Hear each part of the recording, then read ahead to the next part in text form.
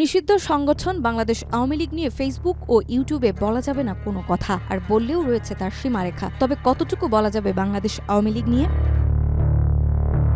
বাংলাদেশের অন্তর্বর্তীকালীন সরকার একটি প্রজ্ঞাপনের মাধ্যমে বাংলাদেশ আওয়ামী লীগ এবং এর অঙ্গ ও সহযোগী সংগঠনের সব ধরনের কার্যক্রম নিষিদ্ধ ঘোষণা করেছে। আন্তর্জাতিক অপরাধ ট্রাইব্যুনালে দলটির নেতাদের বিচার প্রক্রিয়া শেষ না হওয়া পর্যন্ত এই নিষেধাজ্ঞা বহাল থাকবে।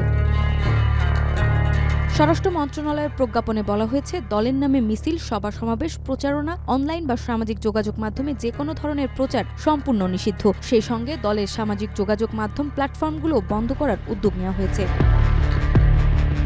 তবে এই নিষেধাজ্ঞার পর অনেক আইনজীবী জানিয়েছেন, কেউ যদি আওয়ামী লীগের সদস্য না হয়েও দলটির পক্ষে কিছু বলে, সেটিও আইন লঙ্ঘনের আওতায় পড়তে পারে। কিন্তু কোন বক্তব্য আইন লঙ্ঘন হবে সেই মাপকাঠি স্পষ্ট নাই, যা উদ্বেগের কারণ।